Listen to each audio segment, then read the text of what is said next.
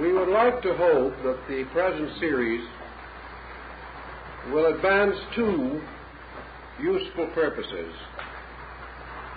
One is to contribute something to our historical and philosophical orientation in relation to ancient man, and the second, to unfold a more or less comprehensive method for approaching highly controversial issues.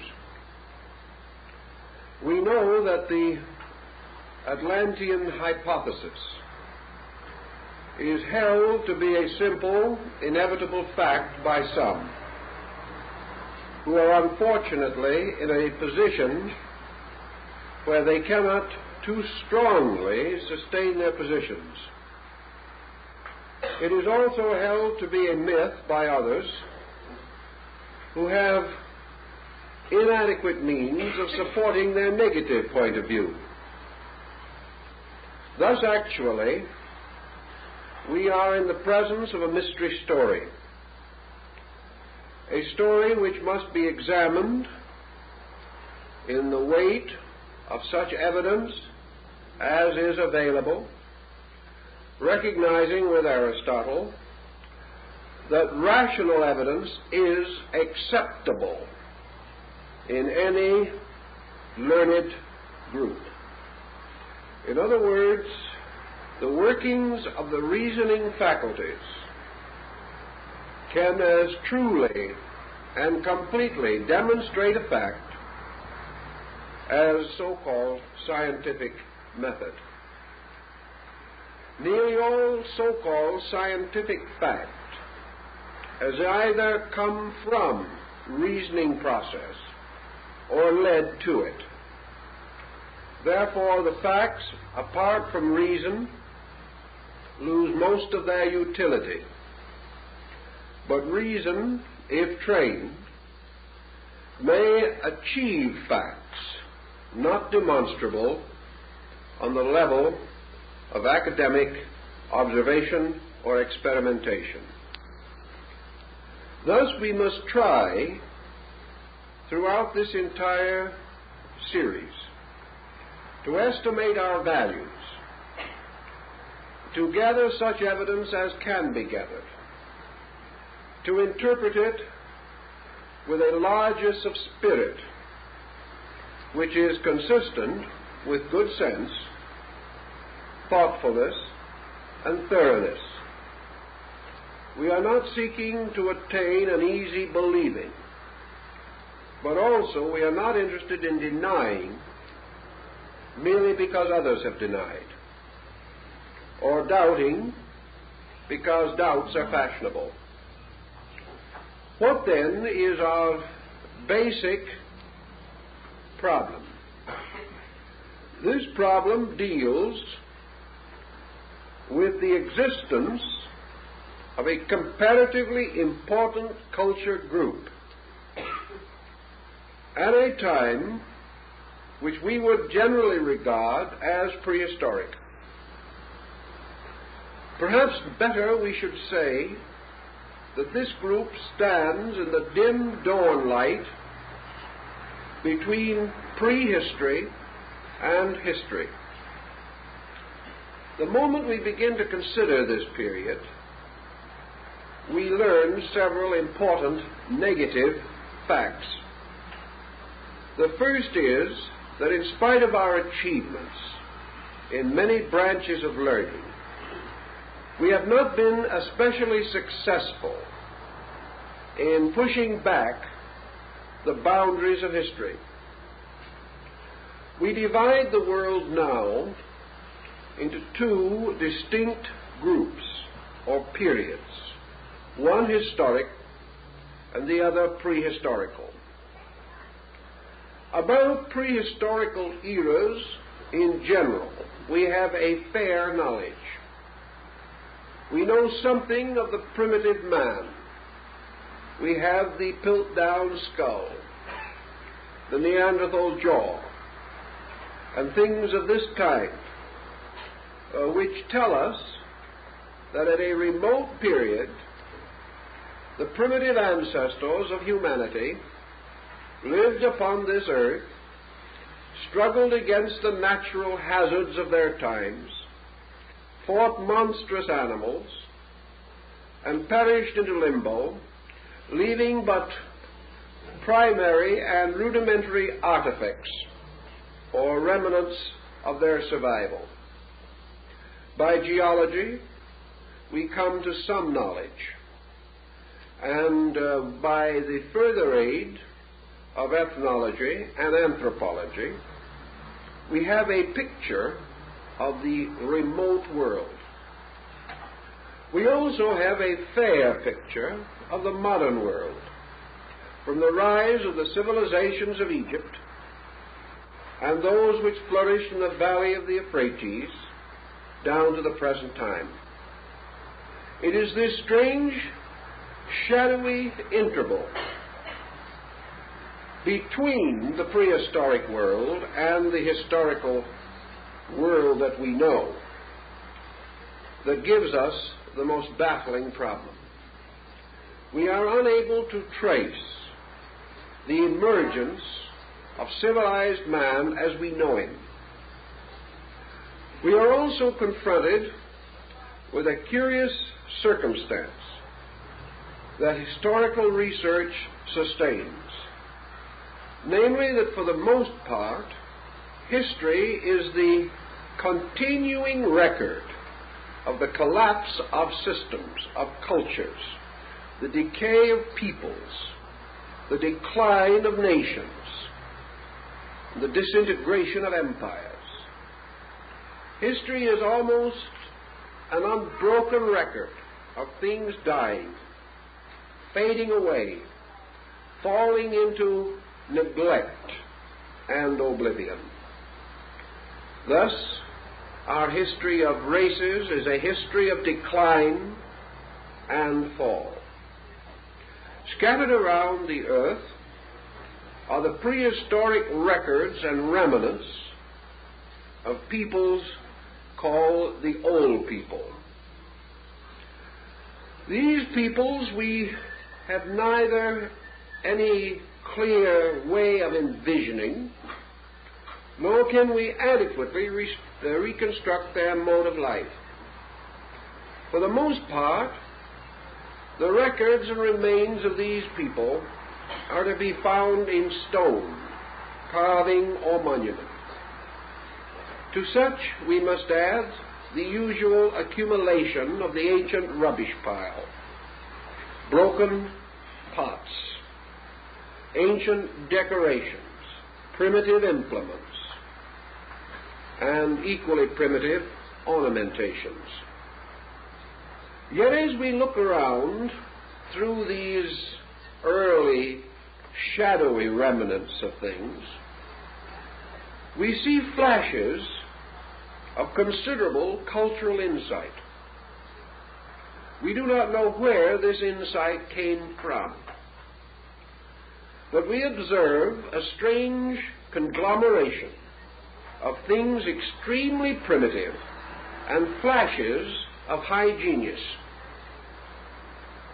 The artists who ornamented the interior of the caves of Spain and France with their prehistoric drawings were not, strictly speaking, amateurs. Today, modern art is seeking to capture the vitality expressed in these ancient prehistoric paintings. The masters of old architecture who have left the ruins of temples, shrines, cities, and monumental statues and memorials in various parts of the world were not strictly savages. They possessed an unusual ingenuity. They also revealed considerable mathematical, astronomical, scientific skill. Who were they? Where did they come from, and where did they go? One would think that persons specializing in these fields would be so intrigued by this riddle, that they would be impelled to examine it, to give it greater consideration. This might well have been the case had it not been the scientific world rapidly developed a mass hypothesis, a grand strategy, and was content to permit supposedly or obviously irreconcilable factors to remain comparatively unconsidered. It was much easier to ignore certain evidence than to change the grand concept which would not include it in a satisfactory manner. I think the problem in Mexico is indicative of the general train of thought. Down in the civilizations that extend from central Mexico practically to Peru, there are several schools of archaeology that have been hard at work for many years. These schools can be roughly divided into three groups of thinkers. We will call them the American, the German, and the Mexican. These three schools represent three degrees of caution. And wherever we come in contact with these groups, we have more or less the same experience. Not far from the city of Mexico are the famous pyramids of the sun and moon at San Juan Teotihuacan. These pyramids, which most of you have seen at least reproduced in pictures, are monumental structures, obviously planned, well executed by a highly intelligent group of artisans and architects. So we can assume that we meet three of these archaeologists standing at the foot of the Pyramid of the Sun. We turn to the American archaeologist and we say, when were these pyramids built? And if he is a forthright man, he will say, probably, we really do not know. But you must certainly have some opinion on the matter. Oh, yes, we have that. Where facts are few, opinions are numerous. Well, when do you think they were built? Well, I would think, says the American archaeologist, that they were probably built about the 12th century A.D., perhaps the 10th. And if we want to get very, very optimistic and run into danger of strong criticism from headquarters, we can suspect perhaps as early as the 7th or 8th century. But certainly they are post-Christian in their monumental construction. Well, why do you say that? Well, we say it because it was not until the rise of the Tarascan peoples and other groups in the Great Plateau of Mexico, until they had reached a certain culture level, they could not have produced these monuments. They have to be recent. So you then turn to the Mexican archaeologist and you say, what is your opinion? And he will say, well, we do not really know either. But from our researching and from our thought, we suspect that these monuments are older than the American school believes. We would like to suspect that these monuments might go back 1,000, maybe 2,000 years before the Christian era, and that they were built by peoples who preceded the historical group in the Valley of Mexico. This assumes, of course, the existence of a pre-Aztec culture in this area.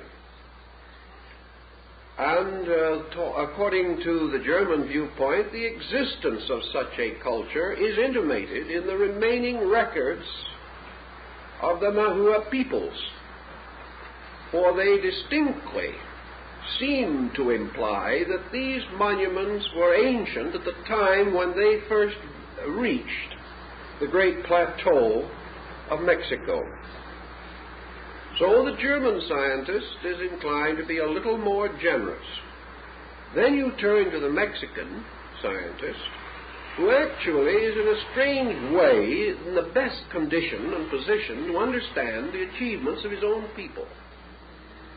He has had his ear to the ground for a long time, is well aware of the legendary and lore that are definitely parts of the descent of our records in this region. And with a typical Mexican shrug of the shoulders, he will say, "We do not know when they were built, senor. It is our opinion that perhaps they were built 8,000 years ago, 10,000 years ago. But we are convinced that they are far more ancient than has been suspected. And that the only reason why the present fashion is to insist that they are recent is because our whole concept of culture is based upon the concept that man's more recent state indicates a superior attainment.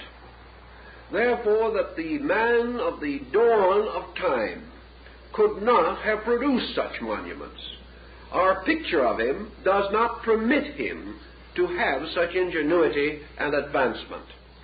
But remember that we have no picture of this man except the one we ourselves have invented, so that we are really locked by our own invention.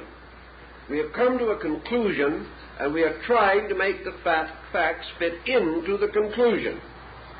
In other words, we are reasoning from a conclusion and not toward one. This is, generally speaking, the attitude in nearly all parts of the world relating to ancient monuments. The modern materialistic school insisting upon everything being recent. The more conservative Teutonic mind being a little slower to arrive at such an end or finding, and the native peoples, whether scholarly or unscholarly, uniting in the concept of an extraordinary antiquity to certain of their most famous monumental structures. We do, of course, in some cases, enjoy native records. Our present tendency, however, is to assume that most natives are liars from the beginning, that either they have no knowledge of their own antiquity or have gone off into romancing and into myth and folklore to the degree that their records are not reliable. Actually, however, when we go back beyond a certain point, we have only mythology, only legendary, and only lore.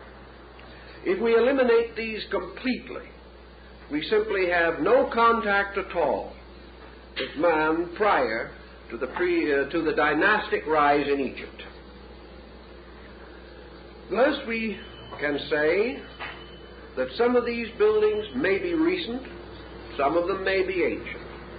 Explorations on the site of the Great Pyramid of Kukulkan at Chichen Itza on the peninsula of Yucatan now indicates one building under another, and various estimates of from 9 to 15 structures inside of that one temple have already been advanced, indicating a sacred site rebuilt or overbuilt many times over a vast period of history.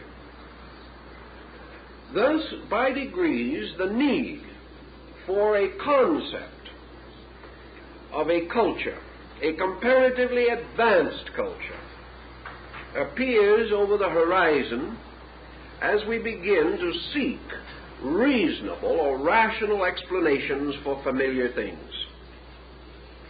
So much for the physical level of our functioning. Now let us move to an entirely different theater of consideration, a different area requiring penetration. We are completely confused as to the origin of language. We have some rather skillful thoughts about it,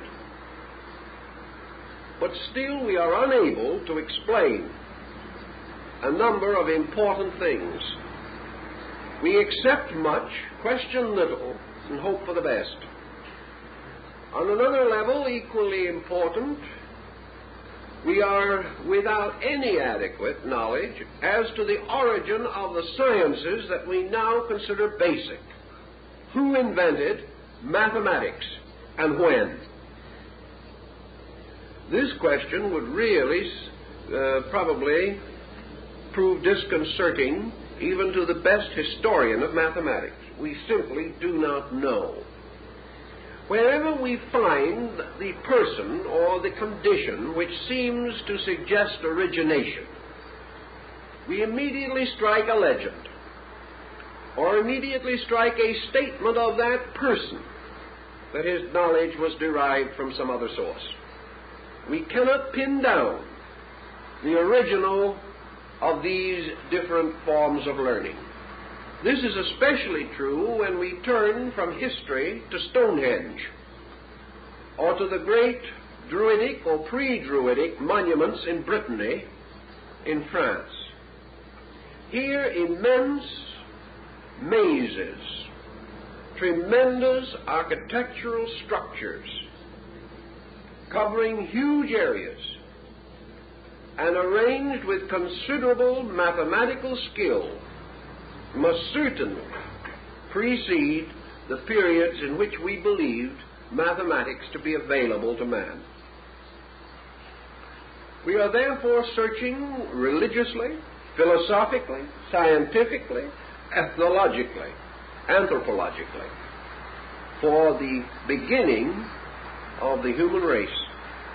Not its physical beginning, merely as creature, but the beginning of its ascent from savagery or a primitive state to the levels or to the platforms which can come within investigation by available instruments. Where, then, can we turn? Probably the only way we can turn is that in which most have turned, who have sought to penetrate the almost intentional wall of oblivion that has been built up by opinion, attitude, and prejudice between us and the origin of our own culture. Men like Baron de Prorock, seeking vestiges of ancient foundations off the coast of Europe. Men like Leo Frobenius, seeking the solution of the mystery of Africa. These men instinctively associate their problem with a prehistorical empire, or a prehistorical diffusion of high culture, and have found it convenient to accept the general term Atlantean to suggest that culture in the light of the celebrated account left by Plato.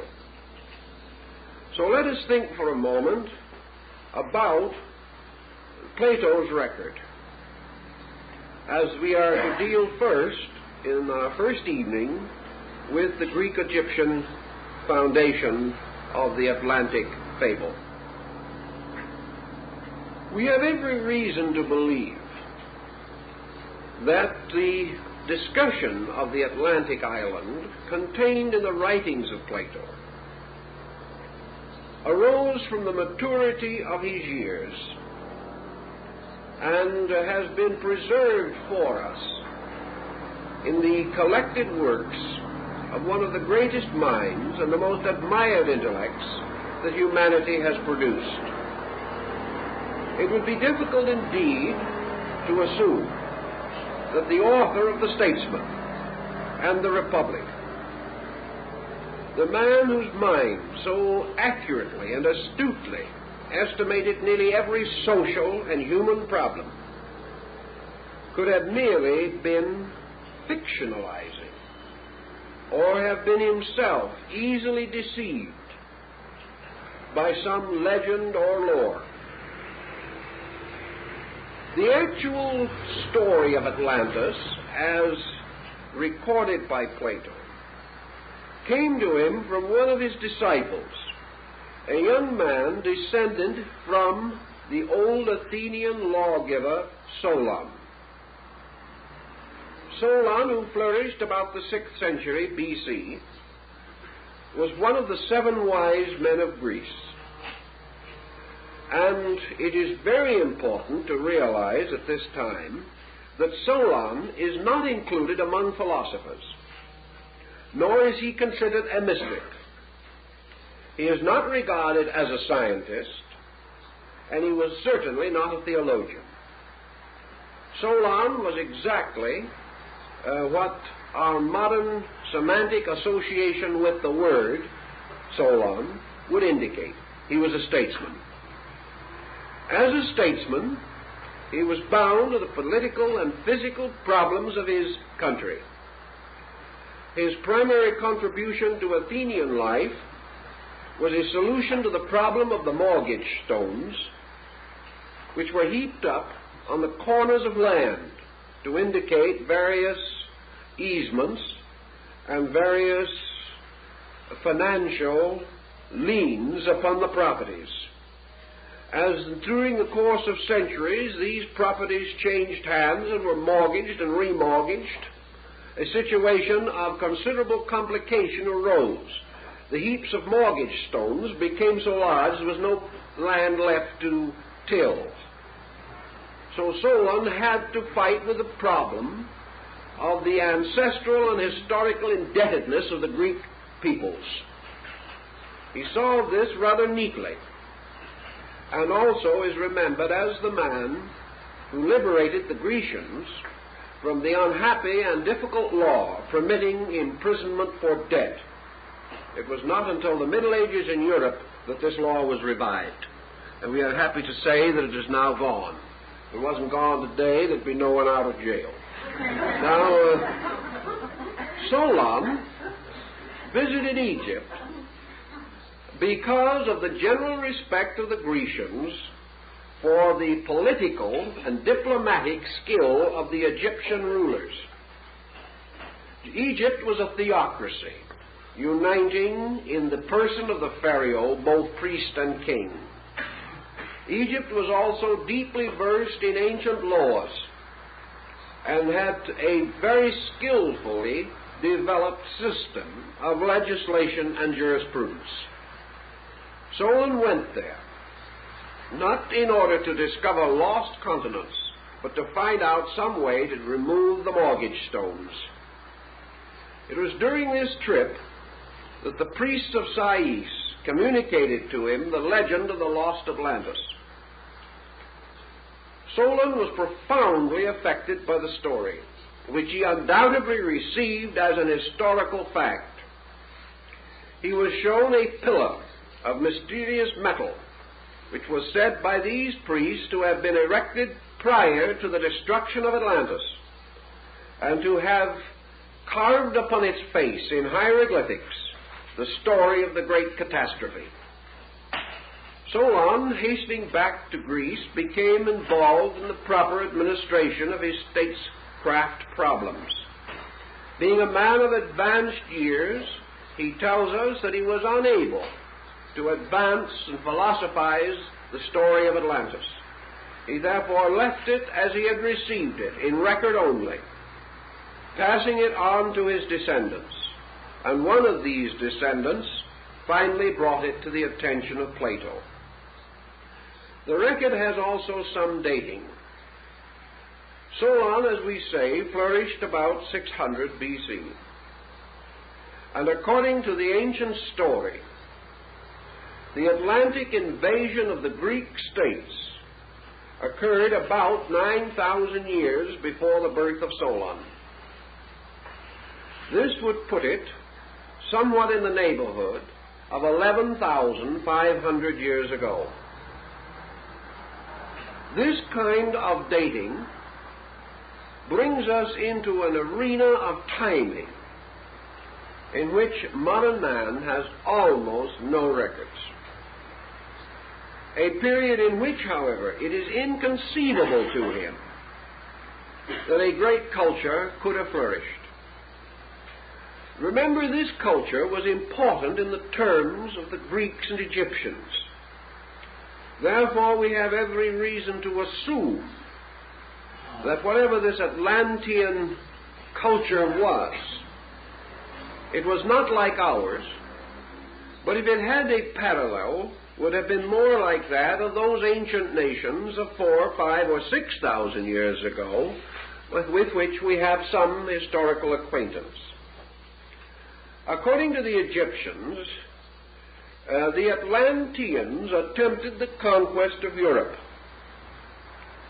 And in the course of this conquest, they moved apparently without opposition until they reached the Greek area. And here they had their first serious adversary. During the wars and struggles which ensued, the Atlantic continent sank, leaving the armies that had reached Europe and undoubtedly had permeated a large part of the European area without a homeland, without any place to return. Also, undoubtedly, at that time, this disaster was far less significant than it would have been in terms of a modern military expedition. Even 4,000 years ago, and certainly 5 or 6, armies did not move as bodies of military people. They moved as migrations of total social groups. The army or the leader leading an expedition into a remote area carried with him all his worldly goods, his family, his livestock, everything necessary for his survival. It is quite likely that in many of those older campaigns, the original members of the expedition, even had they been spared or were they spared in war, would never return home. It would be their great-grandchildren who might return, if any, because there was almost no contact between these migrant armies and the land from which they originated. They might well settle in some new region and never go back, becoming the nucleus of a new culture group. So it is not so likely that the Atlantean armies were gravely perturbed by the destruction of their homeland. They may have already been away from it 100, 200 years, with little memory by descent of the original area, and that memory already highly dramatized and romanticized. Plato and the Egyptians both fail to tell us what happened to the migrant armies of the Atlantean expeditionary forces. Obviously, they could not go home. They seemed to disappear, and they disappeared at a time thousands of years before the Trojan War. Some have advanced the possibility that these Atlantean migrants finally come into historical memory as the Egyptian people, that perhaps the Egyptians were these Atlanteans, that they gradually took over this area, bringing with them the cultural background of previous achievement. This might explain why we have no clear evidence of the origin of arts or sciences in Egypt. Why it also happens that the earliest Egyptian records indicate a people highly advanced, culturally, scientifically, philosophically, and religiously. We do not know where these people came from, nor do we know where the Atlanteans went. On the same ground, we have comparatively little knowledge of a primitive state of Europe. We have some, we can envision the Europe of the Goths and the Vandals. But far deeper than these records are the ancient cultural institutions of the Druids and of the various bardic orders that were behind the common ways of things. The Druids were a very learned people, as Caesar testifies. Where did they derive their learning? It has been common to assume that they had some connection with Asia. How? Where? When? None of these questions are adequately answered. Solon, in his legend, or the story which he received, therefore gives an almost starkly simple report that at a certain time these invasions took place. He does not dramatize them in his own story in any way whatever, nor does he imply that the Egyptians, a rather factual people, dramatized the story. They presented it to him as a simple historical account, but unfortunately did not give him the details which might have clarified the whole issue. Later, when the descendant of Solon provided the material for the famous dialogue, the Critias, of Plato, we find the master of philosophy moving in upon the fable. Plato gives us an account far more explicit than that of Solon, in much greater detail and with much more glamour. Where did Plato secure the material for this embellishment? No one knows. This embellishment, however, follows in itself a kind of pattern. It follows the pattern of Greek mythology. It assumes, therefore, that when the 12 deities divided the earth,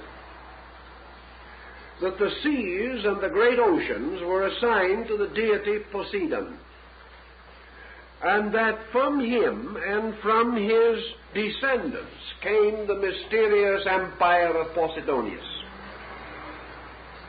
Thus, Plato, borrowing again from mythology, declares that Atlas, the man who carried the world on his shoulders, was an ancient Atlantean king.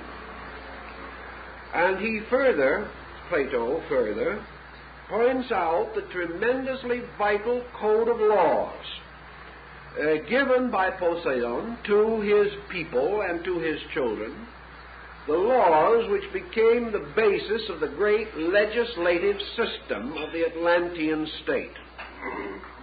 These laws, incidentally, are practically identical with those set forth in the basic code of the great Babylonian Chaldean system, the Code of Hammurabi.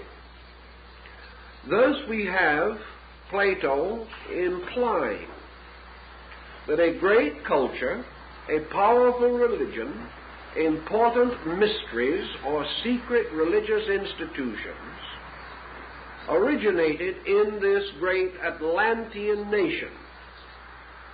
Plato then explains to us something that, can it be demonstrated, would be of the greatest importance. He speaks strongly of the maritime achievements of the Atlantean peoples. The great city of the Golden Gates on the island of Atlantis was actually a vast harbor. And into this harbor came the shipping of the Atlanteans, who were a great mercantile people. Their boats and galleys and crafts went throughout the world, merchandising, bartering, exchanging, trading. Plato does not specifically state colonizing, but let us move it there for a moment and consider what might be implied. A factual story gives us some help. We know that the Chaldeans, at a comparatively early period, sailed along the coasts of Western Europe, reaching as far as Britain and the Scandinavian countries to engage in the merchandising of tin. And we know that wherever these ancient expeditions came and visited, they left not only the immediate objects of barter, but a cultural impact upon the peoples that they visited.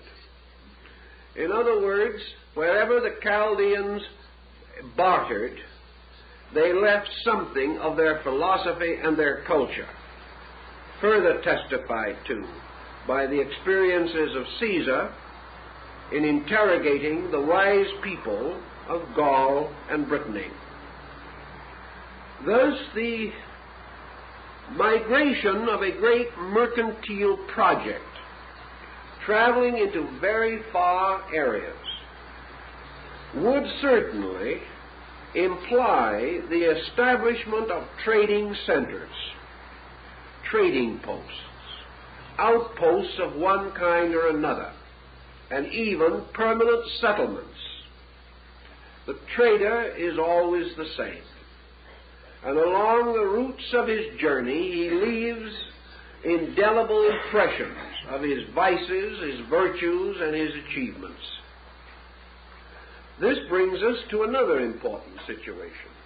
Is Plato romancing? Was it possible for an Atlantean merchant fleet to travel any extraordinary distance? Two questions then present themselves. What was the general geographical state of the Atlantic area at this time? Assuming that the central mountains of the Atlantean continent island, which may have been nearly as large as Australia, perhaps this area was connected with islands or other smaller, unsubmerged, scattered fragments of land, so that contact between Europe and America, by means of this continent and islands, might not have been a great challenge to navigation. The Seminole Indians in Florida have record of a land bridge that once extended all the way from America to Europe. While we may want to think that the Seminoles are not the world's outstanding historians, and there is some ground for this opinion, on the other hand, the Seminoles, like most primitive people, have no reason to misrepresent. It is meaningless to them.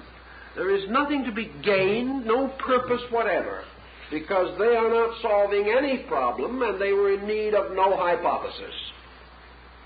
They were only telling the story of their people. They were preserving the record of some migration of their own ancestors, which they regarded as worth preserving. Another point in this situation is, what would be the probabilities of navigation by primitive instruments such as old galleys, sailing boats, or even canoes? There are at the present time in the Polynesian islands huge canoes which have cruising range of over 2,000 miles. This, therefore, tells us that long journeys were not impossible. We know that these canoes are really, in skillful hands, far more practical, serviceable, and efficient than the tiny ships with which Columbus crossed the ocean. That the ancients had the possibility of ships equal to or better than those of Columbus, we have no reason to doubt. The Egyptians, during the dynasties of the Ptolemies, had a great galley of state in which they entertained distinguished guests, which had not only sails but 3 banks of oars, 2 swimming pools, and a grove of live fruit trees on the deck. We are not informed as to just how seaworthy the ship was, but at the same time, the idea of large vessels certainly goes back much earlier than the rise of the Hamburg American line. Also, it was not important that such journeys be rapid or immediate, because these people were not leaving relatives at home that they wished to get back to by the holidays. When they left, they probably never expected to return, so they took their relatives with them. The Japanese are convinced that exploration from their shores, as early as the 12th century, reached by degrees as far south as Lima in Peru. And we know that on certain currents, it is very certain the Chinese reached the coast of California at least 600 BC. Therefore, empirically, we cannot say that a considerable mercantile could not have existed, especially if the distances to be traveled were greatly reduced by a large land area in the midst of what is now the ocean. Perhaps there was no area that would have required any unusual means of travel. Even as we can follow the Aleutian Islands and things of that nature and make a reasonably safe trip from the Western Hemisphere to Asia. These considerations, then, do not tell us that Plato would have been romancing unduly. He was aware of the strength of the then existing Greek fleet. He also knew of the Egyptian navy and what it had accomplished and what it could accomplish. He knew that people far less skillful and less strategically placed had also conquered a smaller sea of their own, the Mediterranean. All these things were matters of degrees, not involving any major policy change. Let us assume then for a moment that in the course of their mercantile activity, trading and bartering for some reason, Plato does not tell us what they were seeking to merchandise. Perhaps like many powerful nations, they had built up a great level of luxury in their own culture, and that their people and their nation, which probably numbered some 60 million at its height, was a tremendous market for rare and remarkable goods from strange places. And even as the Assyrians are known to have brought foods, spices, and fine fabrics 7,000 and 8,000 miles for their luxury use, we do not know that it could not be that the Atlanteans wished to trade in these materials for their own enjoyment or for the raising of their own cultural level. But almost certainly, some kind of colonization had to accompany a large expanding program of mercantile. We have in the more recent times of our own world the same situation arising. The expanding power of the British Empire in the 17th and 18th centuries resulted in a vast colonization program. The establishment of such groups as the Virginia Company, the Hudson's Bay Company, the East India Company, and others, for the purpose of distributing these various wares which could be gathered from other countries. The gathering of the material in these other countries required central storage areas, such as the treaty ports that were set up along the coast of China in the closing years of the last century. Such programs must have carried with them cultural infusion. Every colonizing program in the last 1,000 years has spiritually, morally, intellectually, and culturally affected all peoples involved in this colonization. And in spite of the fact that only selfishness may have dominated the original program, these colonizing plans have always finally resulted in the raising of native levels and have opened the way for the future independence of these once colonized and dominated groups. We have no reason, therefore, to assume that Plato was mad or completely impractical if he tells us something which we have seen repeated 100 times since, and have seen repeated by peoples of a much more complicated nature, and with situations that might have suggested other means of handling, but we have still followed the old traditional ways. If, then, it is conceivable that this Atlantic center did have a broad area which, like the spokes of a wheel moving outward from the central hub, finally diverged to an incredible rim area, we have one possible answer to the question of how almost completely isolated peoples, among whom there is no historical record of contact, and who have been separated by what appeared to be impassable intervals of mountains, land, or water, could have, at approximately the same time, been enriched by certain basic additions to their ways of life. In thinking of this, let us turn to some of these peoples. Even the Greeks do not or did not believe that they originated their own culture. They said that their culture came to them by a mysterious person from a distant place.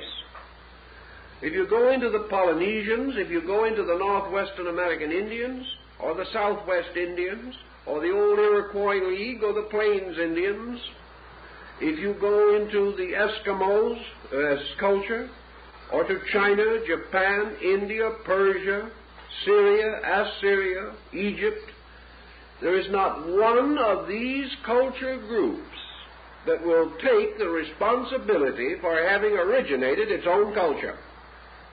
This is important. While we have only myths to work with, that is true, every one of these groups of myths tell essentially the same origin story, that the peoples came from elsewhere, that they came with leaders who had led them from some previous location, that these leaders were responsible for the establishment of higher orders of culture in primitive areas. Thus, the natural or aboriginal peoples of these areas all insist that their cultures began with the advent of divine beings who came from remote places, from a long distance, from other lands. These remote beings did not resemble the people to whom they came. They wore different clothing. They spoke a different language. But in each case, they brought ideas. And from these ideas, the cultures of these local groups derived their impulse and their inspiration. Now, when you find this scattered throughout the earth, and you find almost identical cultures developing around these myths, so that Max Muller, the great German Orientalist, was actually correct when he said that there would never a false religion unless a child is a false man, that all these people came to the same basic ideas, and that as cultures developed, they developed around identical institutions. The astronomy of India, although we do not know where it came from, is not essentially different from the astronomy of Egypt, nor is it different from that of China, nor of that of Greece. And European astronomy is indebted to this entire background. Even in languages, identical words are to be found. Dr. Laplongeon, exploring both Egypt and the Western Hemisphere, made a list of hundreds of Maya words, he knew the language, which were identical with Egyptian words of same meaning. And also he made many drawings of glyphs, which show that the Egyptian words and glyphs for certain objects were identical with the words and glyphs assigned to them in the Western Hemisphere. The only answer to this is that there was a migration of ideas, and Plato's hypothesis seems to provide us with an adequate explanation for this migration of ideas. Furthermore, we find no evidence among other peoples of any mass migrational efforts. There is no other people known on the earth today in the mythology of which we find any clearly defined statement that that people was responsible for a powerful inflection of world culture. In other words, the Greeks do not say that they educated the Western Hemisphere. The Egyptians do not say that they ever had anything to do with China. India does not claim that it is responsible for Central American civilization. Nor can the Central American civilization, dear old Dr. Plongeon to the contrary, nevertheless, actually claim that it was responsible for the rise of Syria, Palestine, the Near East, and the emirs of Afghanistan. No existing people meets the need of the problem at hand, nor does any existing people claim to ever have fulfilled that need. And though their myths be many, this type of mythology is not to be found. But the mythology that someone else came to them is universally present. One of the difficulties, of course, that we confront in all of these situations is the comparatively recent rise of a trustworthy chronological system. We have a reasonable system in China by which we can push back dates 2,000 or 3,000 years before the Christian era, but after that we are dissipated in mythology again. We can integrate the concept of Egyptian dating perhaps 6,000 to 7,000 years. In India, we are not quite so fortunate as far as chronological material is concerned. The Maya chronological system, which is perhaps one of the most perfect in the world, has only a comparatively recent history in the Western Hemisphere, and their own system of chronology implies definitely that it was set up elsewhere long before. But we do not have any trustworthy system of dating. We cannot raise the question, therefore, what were these people doing 10,000 years ago? We have no chronology to assist us to differentiate these periods. In fact, we could not spot them within several thousands of years. Thus we have only legendary. We have only the concept of the long, long ago. We are back to the most elusive of all dates, once upon a time, where every legend, fairy story, and fragment of folklore has its beginning. This once upon a time, however, has one interesting, demonstrable element. This once upon a time is related to area. And we are able to gather to some degree a picture of timing from location. We are not even able to fall back upon the trusty old tree rings because we don't know which trees were there at the moment. We have no way of actually clearing this situation. We have only the broad picture of many peoples to whom things happened once upon a time. We do know, however, that this once upon a time was already in vogue and well used, being accepted as ancient lore as early as 7,000 years ago. We know that the ancient peoples of the valley of the Euphrates and of Egypt referred to ancient times in their earliest recorded works. So the historians and the storytellers of the old dynasties were using once upon a time just as we are. And this must imply that the term originates prior to the rise of these historical states as we know them. If then we shall assume some of these things, we must turn back now and try to appraise our Atlantean. What manner of man was this? Who was he? What kind of a person? Is it true that great scientists and philosophers and scholars flourished in this empire of the Golden Gates 25,000 years ago? Did some strange catastrophe wipe out the first spaceships, aeroplanes? Were these people great scientists? Are we merely struggling to regain what they once knew? It's all very dramatic, very interesting, very difficult. Actually, we have to develop our premises very largely from the only record that we have in the Near Eastern area, in the Mediterranean area, and that is Plato. He tells us that they had great laws, good laws.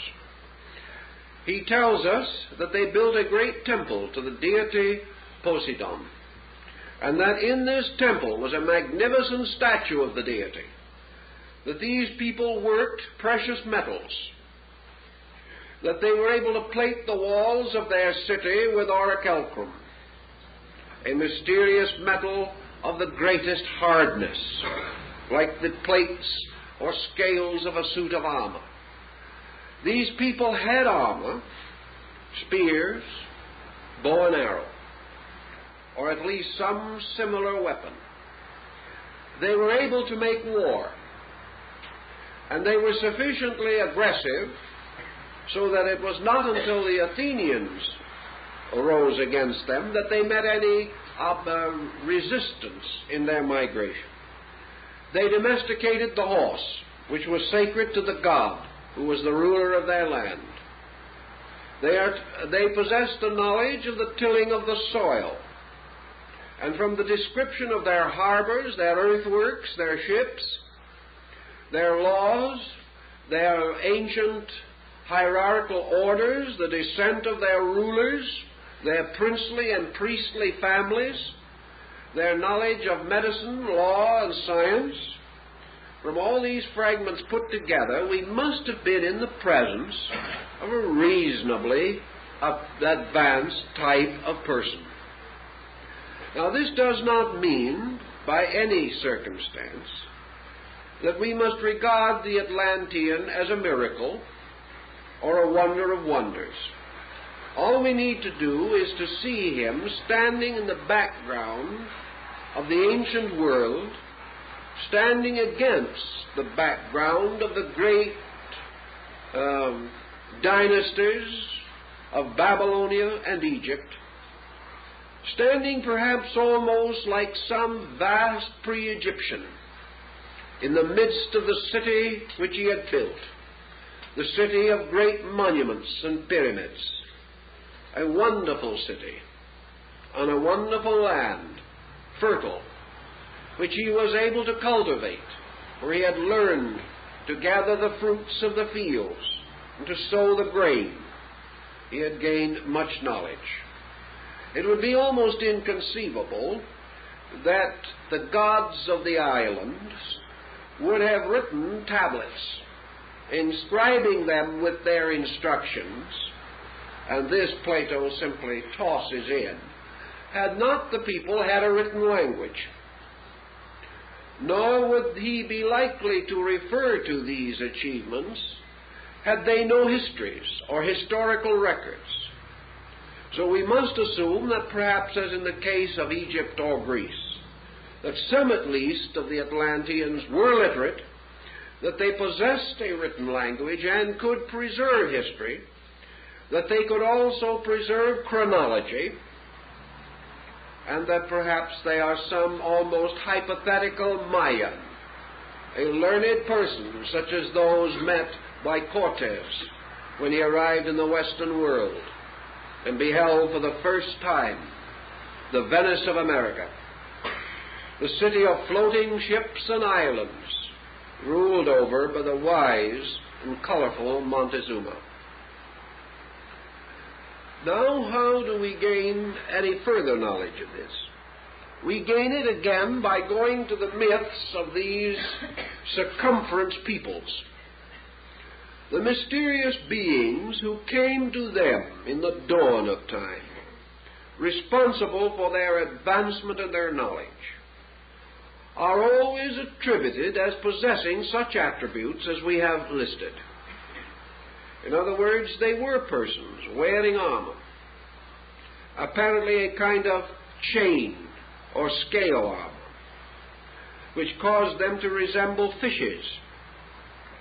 That these people also came in boats, that they could navigate, and that when they reached the land, they brought with them in every instance a culture level higher than that of the people to whom they came.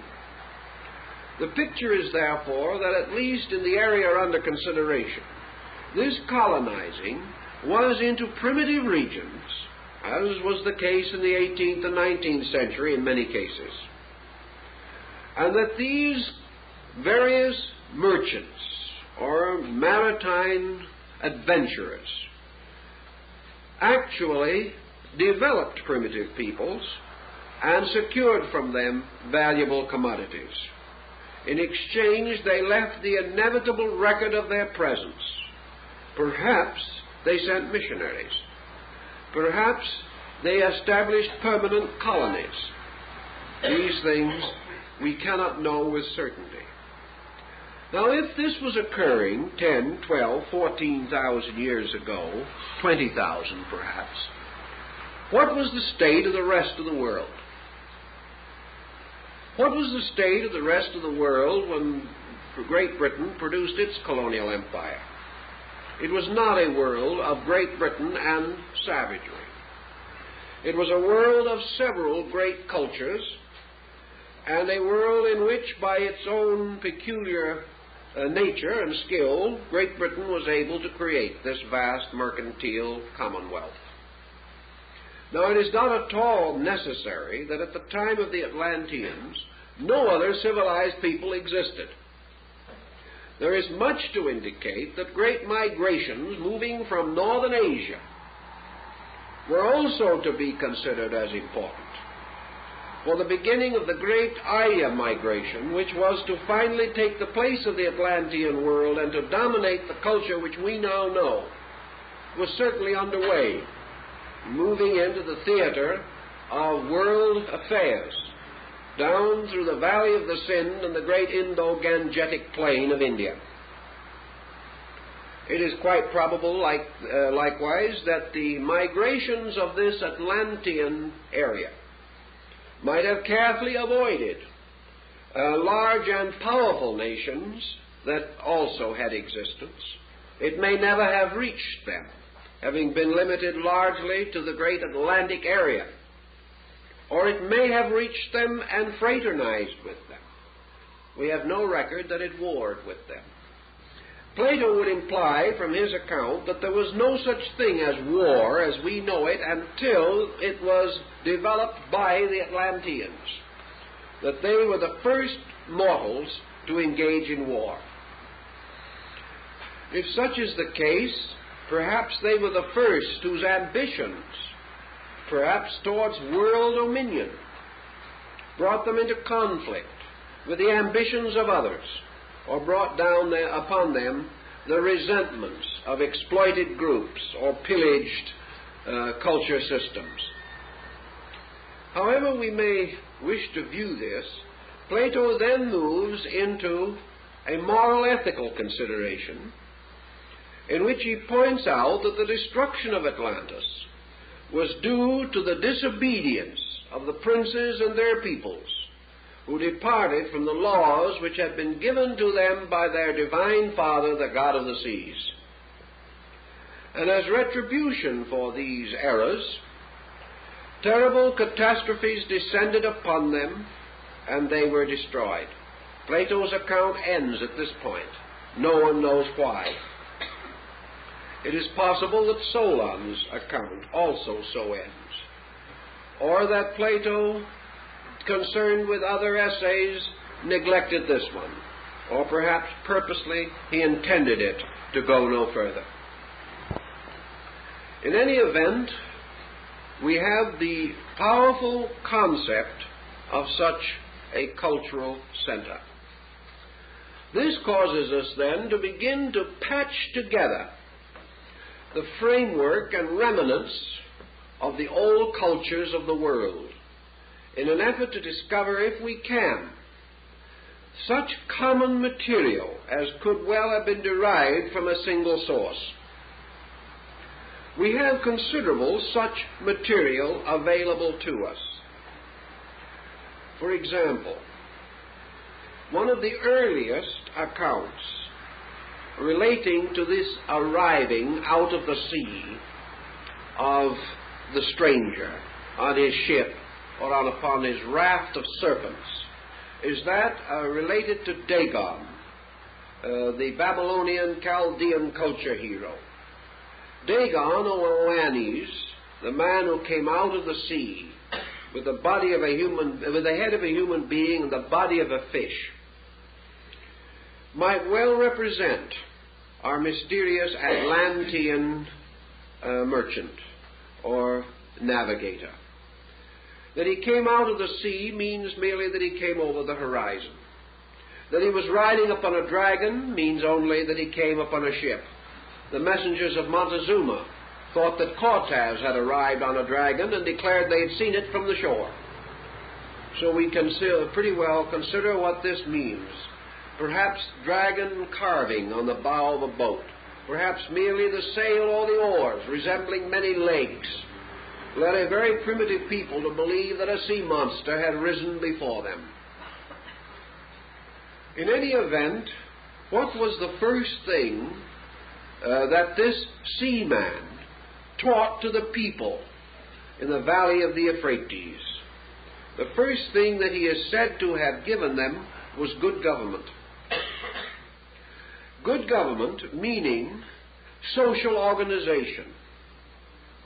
He taught them the importance of cooperation, of the building of tribal or national consciousness, of giving them community life, of having them settle to become the dwellers in towns and villages, to end their ancient wanderings.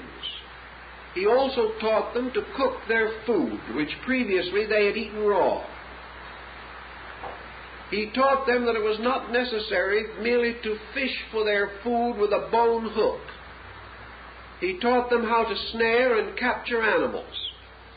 He taught them how to weave cloth. These are things that are particularly related to these cultured deities. To till the soil, to gather medicinal herbs, to treat various kinds of sickness, to organize a calendar for the historical and chronological preservation of their dates, and also a written language in which they could preserve records. Furthermore, he taught them to build by laws of architecture, and in several cases he is accredited with having given them music. He is certainly associated with basic arts and sciences and crafts.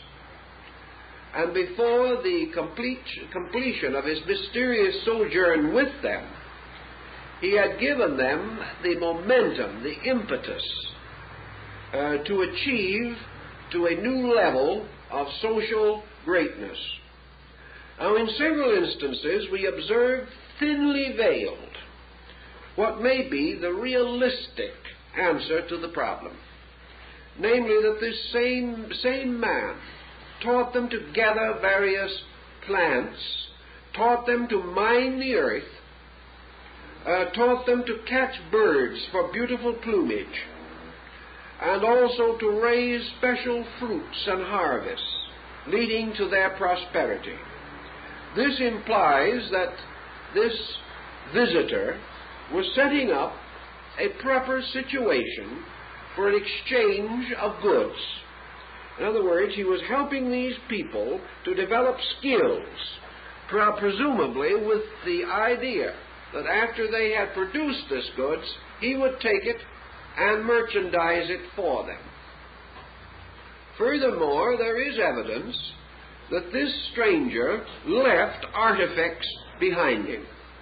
He left things that had belonged to his people.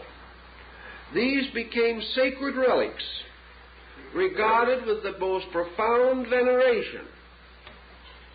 Now, as we begin to analyze this stranger who came from the sea, we almost inevitably come to the conclusion that he could not have been one but many.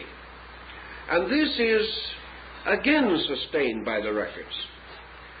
For the records in Chaldea alone seem to point to at least 5 persons concealed under the identity of Dagon, or Oannes, the fishman. These persons visited the area at widely different periods, but had similar missions and identical contributions to make. And gradually, in prehistory, these personalities were either considered as one person with a phenomenal length of life, or as re-embodiments or returns of this one person on a religious level as avatars or re-embodiments. So we look this over with a rather critical thought in mind. We seem to observe a great deal of solid common sense. We have someone coming at that time to a people, establishing perhaps, as in the case in Mexico, where it is said Quetzalcoatl brought with him a retinue of persons of his own kind and established a kind of court or community. In some instances, the emphasis is upon religious matters, but always it is upon advancement.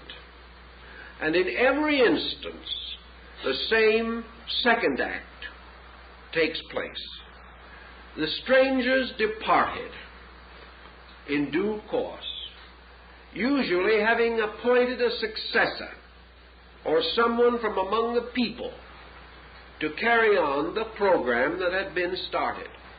In each case, the strangers promised to return, and in no case did they return. This is, I think, also important. Always the strangers said he would come back. Always he warned the people to keep the rules and laws because he would come back and find out whether they had or not. Also, this stranger emphasized the need for honesty and for integrity and for dedication. And he warned the people not to abuse the knowledge which he had given them, stating that if they did abuse this knowledge, they would destroy themselves. So with fond-a-do's of one kind or another, this mythological ancestor this psychological forebear, vanished back into the sea again. He always went out for the same mysterious road of water by which he had come. His ship or his dragon seemed to vanish under the ocean, and he was never seen again. And his people waited for him, and they kept his rules, sometimes for centuries and thousands of years. And many, even in the world today, whether we realize it or not, are still keeping those ancient rules and still waiting for the return of the hero who came out of the sea. Where you find this maybe in 40 or 50 scattered culture groups, it has to have a meaning. There has to be something under it. We can say psychologically that perhaps it originates within man. This can be advanced and sustained with some logic. But it does not explain the lack of certain growth factors.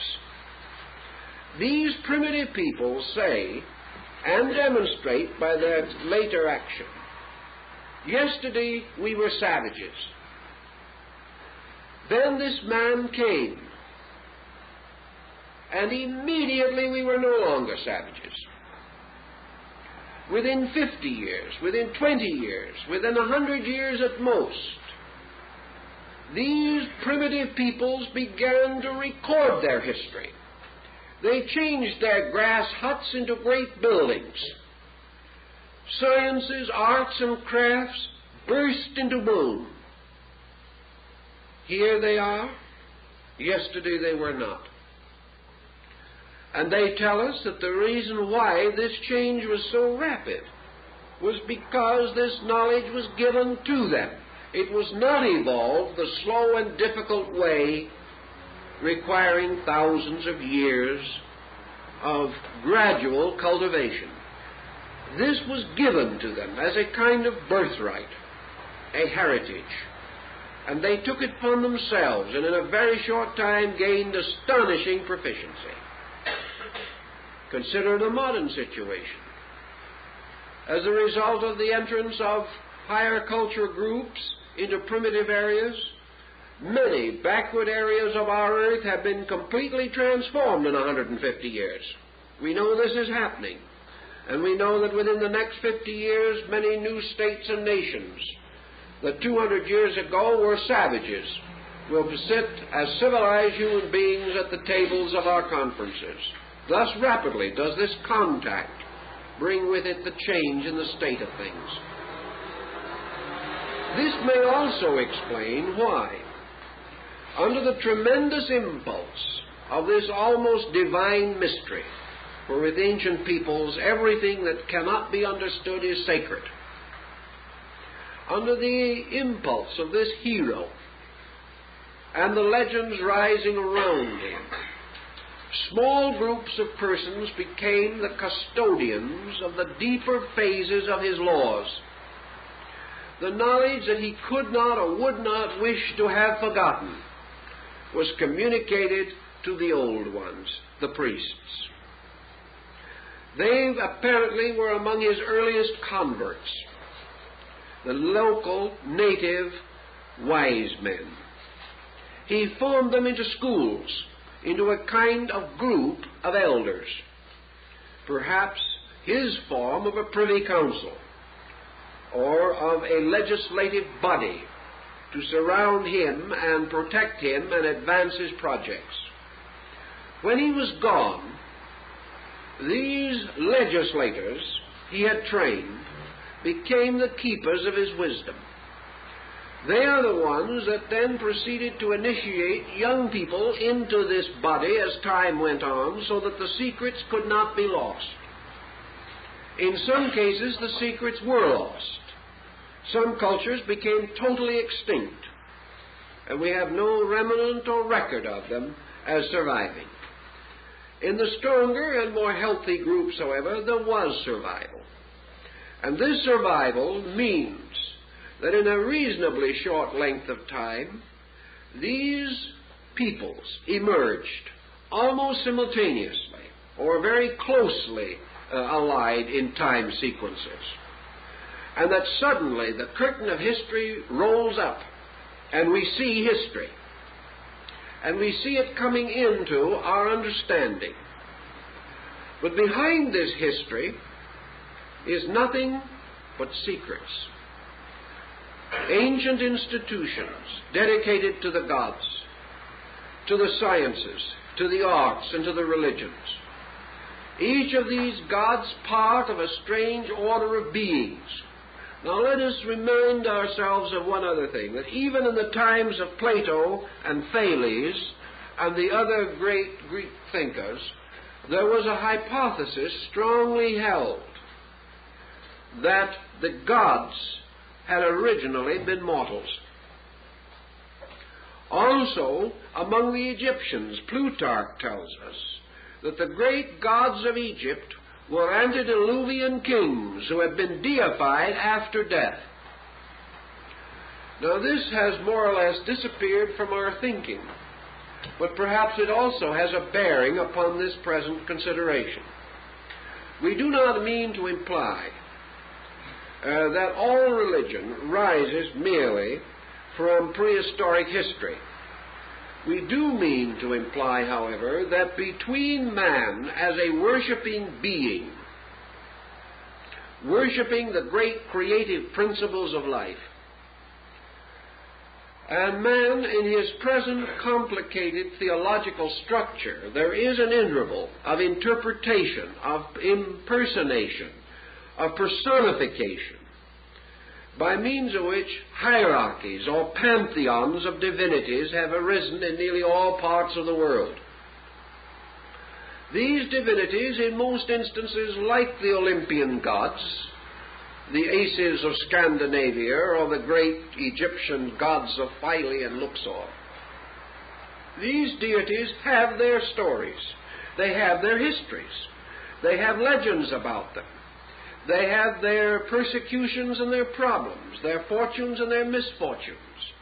They were sometimes victorious and sometimes defeated, and they were subject to most of the moods that mortals can understand. The Egyptians and Greeks believed that these secondary orders of deities might very well have been originally human beings, living at a remote time and with unique achievements, by means of which they became the patrons and were recognized as divine by lesser peoples to whom they brought culture and enlightenment. This would again fit into our hypothesis. If, for example, there was a cultured people, a highly civilized people, that took some kind of a paternal interest in the then wandering nomadic tribes that are now the nations of the world. If such cultivated persons existed, we have no record of them whatever except in that mysterious account of the time when the gods walked the earth prior to the rise of the ordinary human way of life. Every people has this account. The account that once upon a time the gods were among them, taught them, worked with them, gave them their privileges, established their priesthoods, set up their monarchies, so that ancient peoples all believed themselves to have been descendants of deities, and even the Emperor of Japan believes that his dynasty goes back to the goddess Amaterasu Omikami, the goddess of the sun, a divine being from whom a human dynasty proceeded. Everywhere it is the same. Ancient rulers governed by the divine right of kings, and this divine right was by descent from the heavenly kings that preceded the human rulers.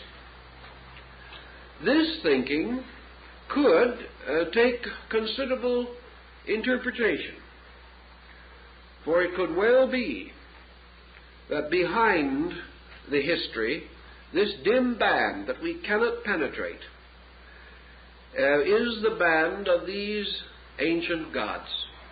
Now let us appropriate a scientific, philosophical, psychological thought. Supposing we assume that 6,000 or 7,000 years ago, primitive men, having attained, however, a measure of culture, began to contemplate their own origin.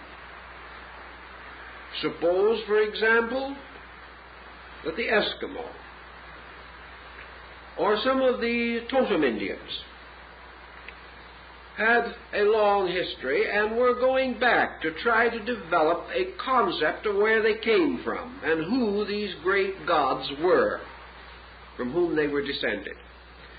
If they could go back to the earliest forms of their legends, there's one important thing that we must bear in mind.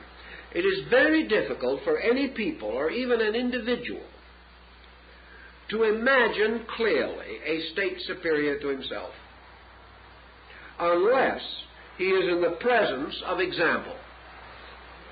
It is quite possible for a primitive man of today, having seen a civilized man, to imagine him. But if the primitive man had never seen a civilized man and knew of no other kind of creature than himself, it is very doubtful if he could have imagined a group of ancestors or predecessors sublimely superior to himself. He would not have known how to describe them or what to call them. He could not imagine the origin of his clan being any different from the world that he knew. Yet our primitive forebears, arising from a primitive state, all had a clear concept of the existence in the world prior to their time of a culture system supremely advanced beyond their own. Thus the Greeks, at their very dawn, contemplating upon the gods of the great Hyperborean range, or the gods who abode north of the winds, saw Olympus as a magnificent assembly not only of rather human gods, but also of great attainments, of great skill, and of supreme authority, wisdom, and power. The gods of Greece and Egypt were great gods, looking down upon their world. And those who first envisioned them and gave us the ancient legends about them give us legends of a highly sophisticated nature, totally inconsistent with the people among whom these legends arose. Thus we may question not only the spontaneous development of a people in an unreasonably short time by their own efforts, or that these peoples, while still comparatively primitive, would attribute their growth by imagination alone to a specifically cultured group superior to themselves. These things do not normally occur in human psychology. And if probably anything, our ancestor was more normal than we are, because he did not have the confused and complicated social structures that make life difficult for us. So here we are with a new group of elements to consider. Let us take one of these elements and trace it briefly. Where did our religious insight arise? When Quetzalcoatl reached the shores of the Western Hemisphere, the man who came on the raft of serpents, he brought with him the worship of one God. When the ancient Oannes came to the shores of Babylonia, he brought the worship of one God. When Fu He, the great primitive ancestor of China, the man born out of the body of a fish, who rose from the sea and gave to the Chinese the mystery of the trigrams and the great writing, when he came to them, he brought to them the worship of one God, Shanti, imperial heaven. When Vishnu, in India in the embodiment of the first avatar, born out of the body of a fish, and so created to rescue the law which had been carried to the bottom of the ocean by a demon. When this being came forth to become the inspiration of the great Puranic literature of India, he taught the worship of one God. When Virakaka came to Peru, he taught the existence of one God. And wherever we go, it is the same. These primitive peoples apparently had worshipped idols, or had worshipped fetishes, or had merely the primitive juju magic of the Vuitton and the African primitive. But immediately these leaders appeared. They brought the message of the one true Father. They taught that this Father was invisible. They taught that this Father was not embodied, but that this Spirit dwelt everywhere, in everything, and the Incas of Peru worshipped it by kissing the wind. They also believed in the importance of light as the symbol of the invisible power. And the Peruvians had a concept of the sun almost identical with that of Akhenaten in Egypt nearly 2,000 years earlier. Thus, this power that came, this teacher, brought basic religious ideas. These ideas spread wherever this teaching spread. But the spreading was confined to levels. And as Plutarch also tells us, the candidate for initiation into the mysteries was ultimately initiated into the mystery of the one true God, not known to the people, but having been given to the mysteries by their divine founders long before. Is it any more difficult to assume that these divine founders represented an ancient culture level than it is to believe that these divine founders are to be understood as actual deities who took upon themselves bodies at their pleasures, wandered about the earth like Votan, and instructed a few whom they pleased? Is one hypothesis more difficult than the other? It seems to me that it is much more natural to assume that a man learns from his father, and that this father is his progenitor, his instructor, than it is that he learns from some invisible power that visits him remotely or occasionally according to some strange and unpredictable whim. So it would appear very reasonable. Now, if these teachers from far places had brought only abstract ideas, we could say inspiration, instinct, intuition would be applicable. But when among a widely diversified group, specific technical knowledge is communicated simultaneously over large areas, we must begin to question the pure intuitive hypothesis. It seems far more reasonable to assume that these teachings were derived from some previous and adequate source that had the means to disseminate such instruction. Now, if we assume also that these teachers at a remote time returned to their own lands, or that the great mercantile centers which they represented were destroyed, then we have several possibilities. If, for example, during the height of the British colonial theory, the British islands themselves had sunk, it would not have meant the complete dissolution of all these different colonial projects. It would have meant, rather, that these projects would have been thrown upon their own resources, and in varying degrees of preparedness would have had autonomy thrust upon them.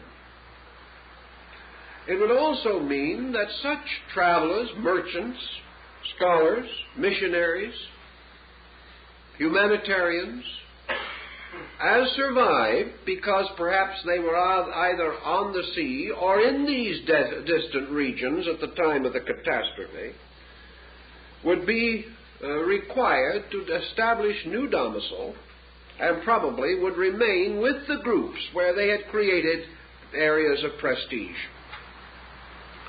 Thus we may have a phenomenon which is noted among ancient peoples, and that is the curious differences between what might be termed certain aristocratic families within a racial group and the structure of that group itself.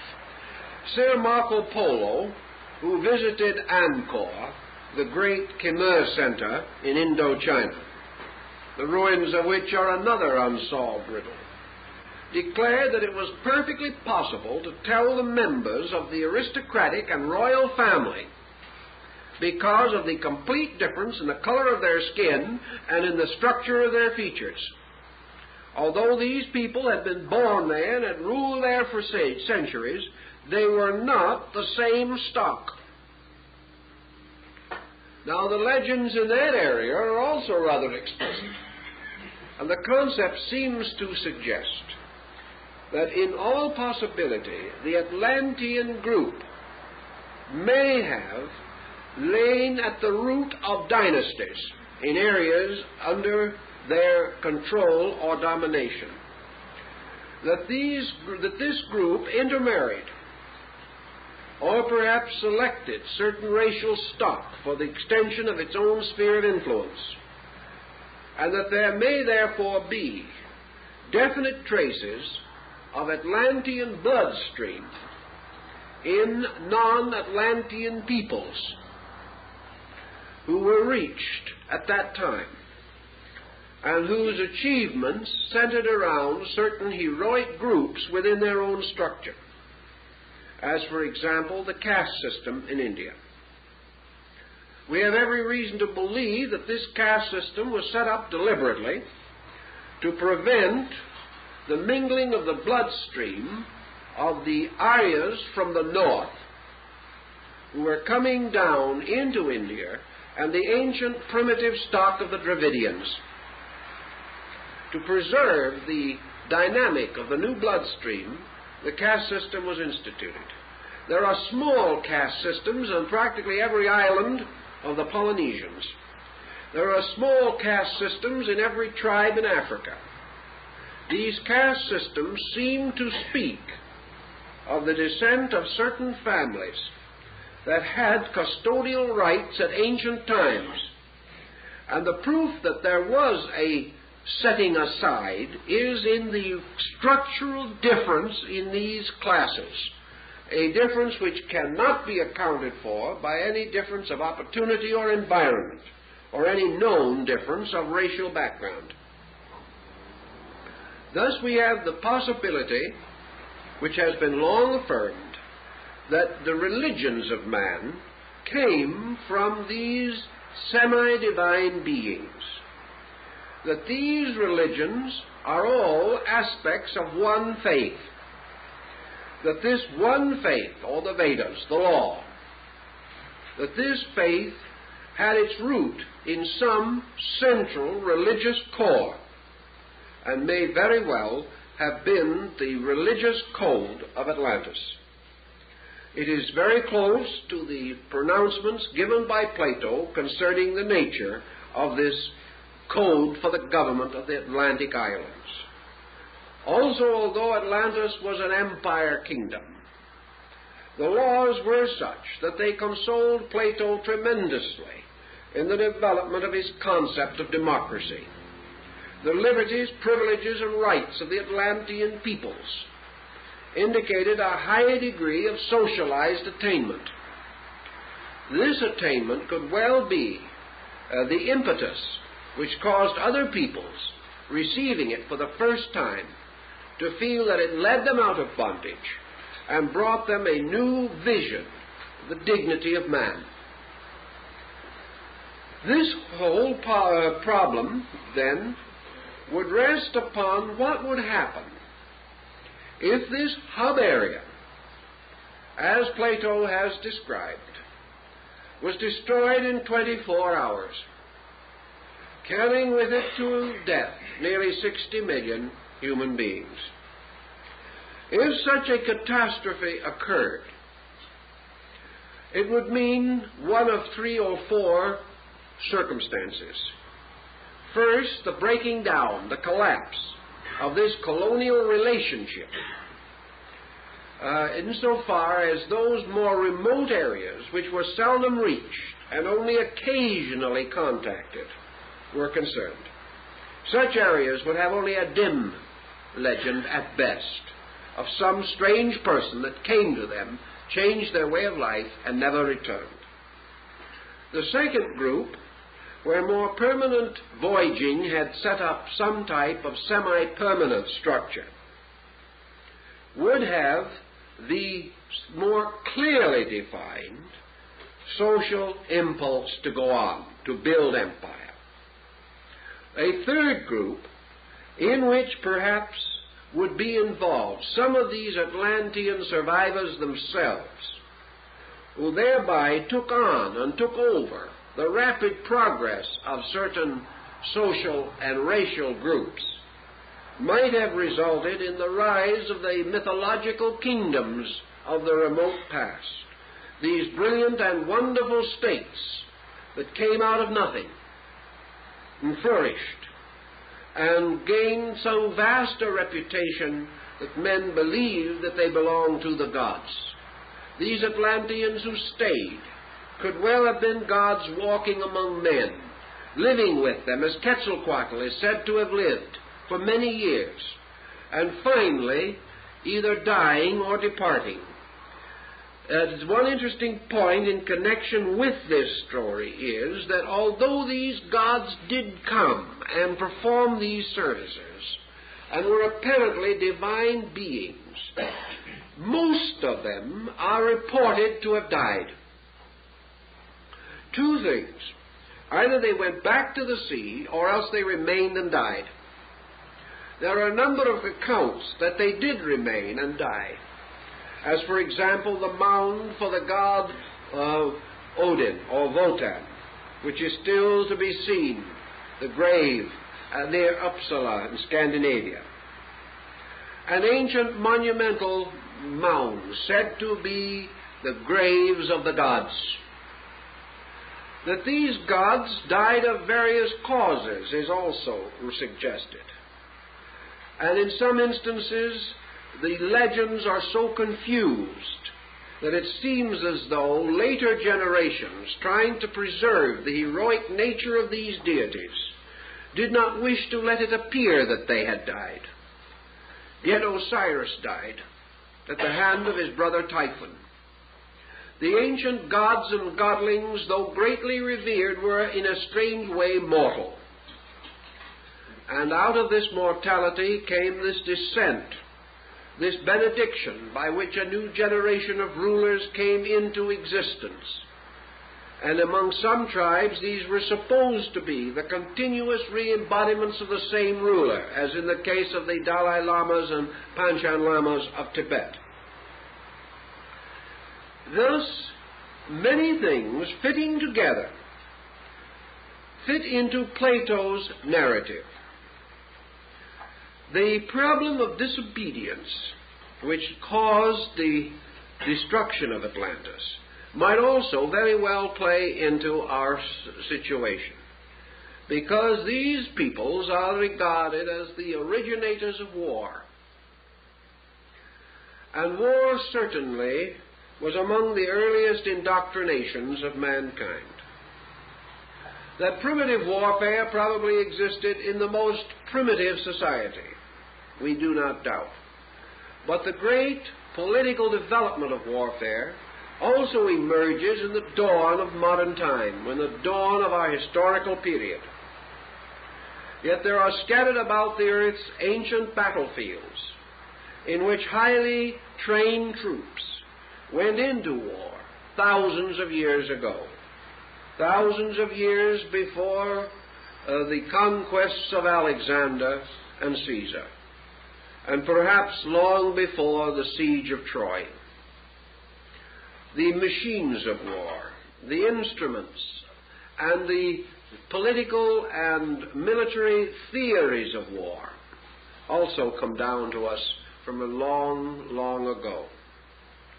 All of the nations had these things, had them as they had the better gifts and wiser givings. And by degrees we see this emergence. We see a great period of glory at the root, at the beginning, a tremendous virility, a tremendous vitality of consciousness, the magnificence of Babylon, the transcendent beauty of the great classical civilization of Egypt, the wonderful glory that was Greece, the ancient grandeur that was Rome. We see the ruins of these great achievements, and we perceive also that by degrees these ancient cultures have vanished, and that in their place, in many instances, the peoples involved continually declined, so that gradually the makers of these great cultures vanished entirely. There are no longer any ancient Egyptians. The modern Egyptian is an Arab. His dynasty of old is gone, and history closed him off almost 2,000 years ago. Yet he had a great time and fell into darkness. Why were so many of these great institutions so blackened, so darkened? And why were still earlier ones, of which only myth remains, also always falling away into darkness?